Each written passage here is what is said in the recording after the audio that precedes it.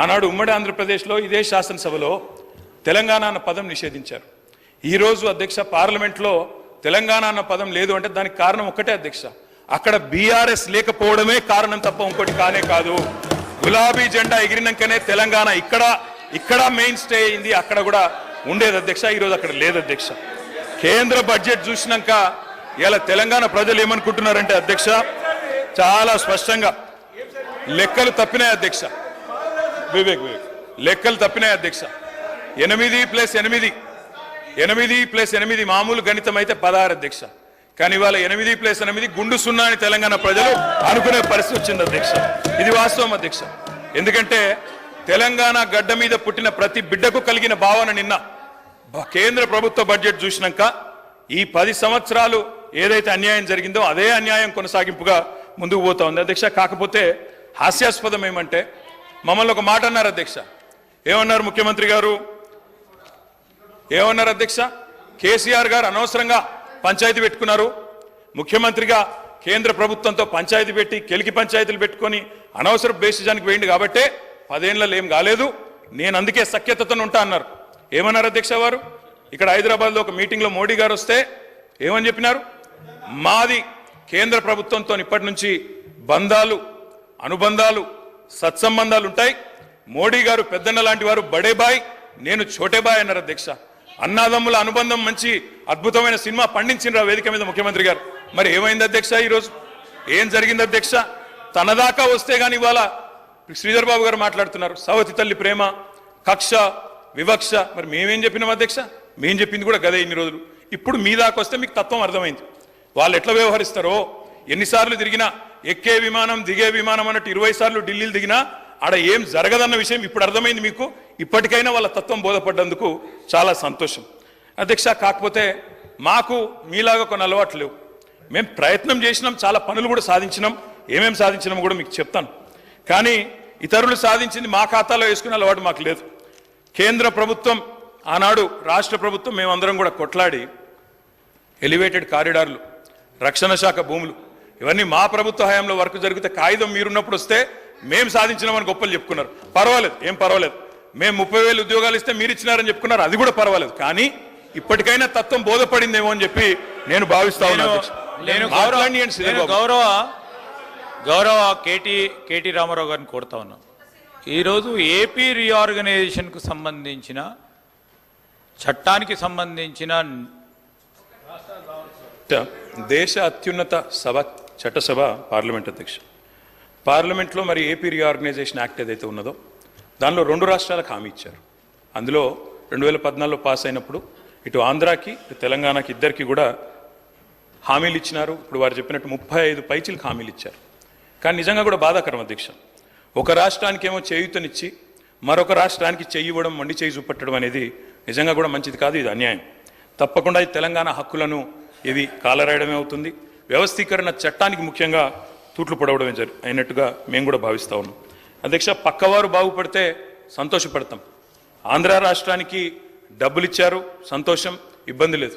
కానీ మనకి ఇవ్వలేదు అనే బాధ మాత్రం ఇవాళ తెలంగాణలోని ప్రతి బిడ్డలో కూడా ఉన్నది అధ్యక్ష. ముఖ్యంగా కొట్లాడి తెచ్చుకున్న తెలంగాణలో ఇంత చిన్న చూపా కొట్లాడి తెచ్చుకున్న తెలంగాణ మీద అనే ఒక బాధ తప్పకుండా ఉన్నది అధ్యక్ష. తెలంగాణ హక్కులను ఎవరు హరించినా, ఎవరు ఇబ్బంది పెట్టినా తెలంగాణ ప్రయోజనాల విషయంలో తప్పకుండా వారి మెడలు వంచే బాధ్యత మరి తెలంగాణ కోసమే పుట్టిన పార్టీగా, తెలంగాణ గడ్డ మీద పుట్టిన పార్టీగా బీఆర్ఎస్ పార్టీ అనే మాట నేను మళ్ళొకసారి గుర్తు చేస్తా ఉన్నా అధ్యక్ష.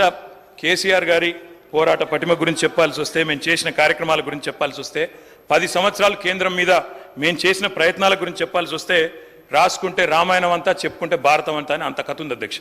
కానీ కొన్ని మాత్రం తప్పకుండా మీ దృష్టికి తీసుకొని రావాల్సిన బాధ్యత మా మీద ఉన్నదని నేను భావిస్తా ఉన్నా అధ్యక్ష.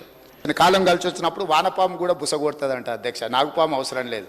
వానపాము అంటే తెలుసు కదా అధ్యక్ష, ఎర్రన్న. మనం తెలంగాణలో ఎర్రన్న అంట. వర్షాలు వచ్చినప్పుడు మట్టిలో పుడతాయి, వాటికి ఎటు పోతాయో ఎటు వస్తాయో తెలియదు కదా.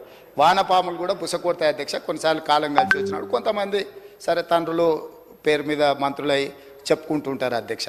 అందుకే ఈరోజు ఈ హైదరాబాద్లో మెట్రో ఎవరు తెచ్చారు అధ్యక్ష? డాక్టర్ వైఎస్ రాజశేఖర రెడ్డి గారు ఉన్నప్పుడు జైపాల్ రెడ్డి గారు కేంద్ర మంత్రిగా, మీకు తెలుసు కదా అధ్యక్ష. ఇంతెందుకు అధ్యక్ష, మీ వికారాబాద్ను శాటిలైట్ సిటీ కింద 2,500 కోట్ల రూపాయలు ఆనాడు మీరు అడిగితే జైపాల్ రెడ్డి గారు మంజూరు చేయలేదు అధ్యక్ష. అది కాంగ్రెస్ పార్టీ అధికారంలో ఉన్నప్పుడు కాదా? సో ఈ నగరము అభివృద్ధిని మాకు భిన్న అభిప్రాయాలు ఉన్నా నేను స్పష్టంగా ఇక్కడి నుంచి సభానాయకుడిగా నేను చెప్తున్నా, చంద్రబాబు నాయుడు గారికి, రాజశేఖర రెడ్డి గారికి రాజకీయ పరంగా, సిద్ధాంత పరంగా, జెండా పరంగా, ఎజెండా పరంగా ఎప్పుడు భిన్న అభిప్రాయాలు ఉండేవి.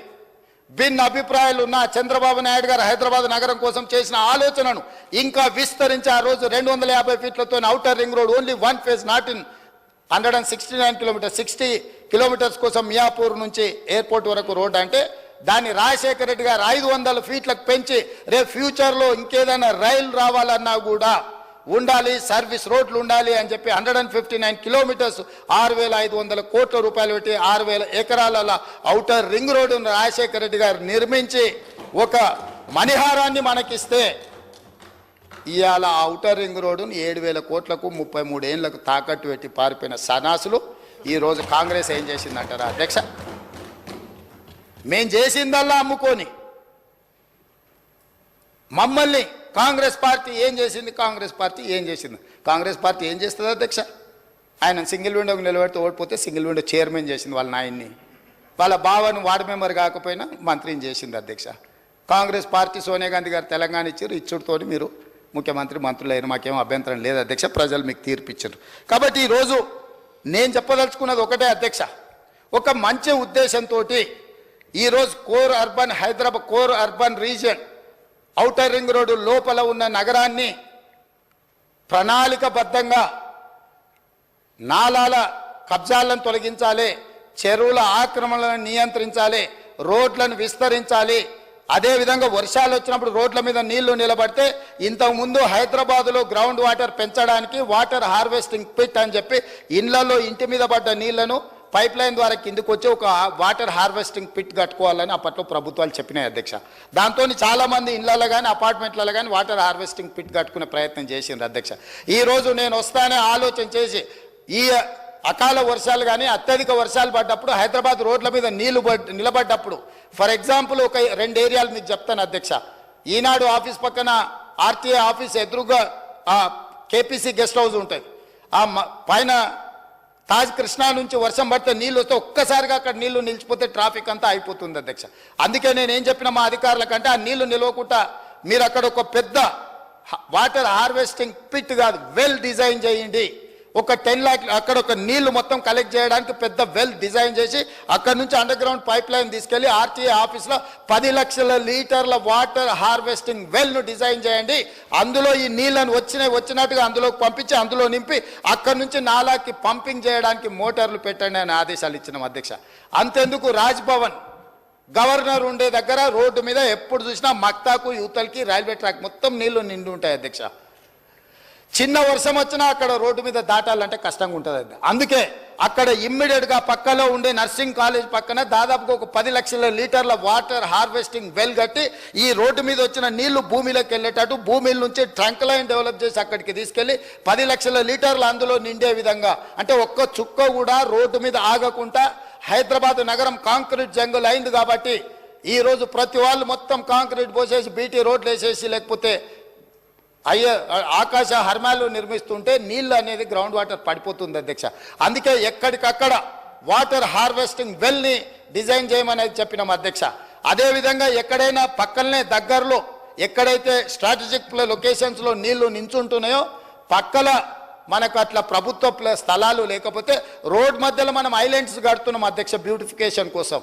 నేను చెప్పిన వాటి కింద పెద్ద వాటర్ హార్వెస్టింగ్ వెల్ తవ్వండి, దాని మీద కాంక్రీట్ స్లాబ్ వేయండి, స్లాబ్ మీద డెవలప్ చేయండి. ఇక్కడ వచ్చిన వర్షం నీళ్లు మొత్తం అందులో నిండాలి, లక్షల కొద్ది లీటర్లతో అక్కడ వాటర్ హార్వెస్టింగ్ వెల్స్ డిజైన్ చేయమని చెప్పిన అధ్యక్ష.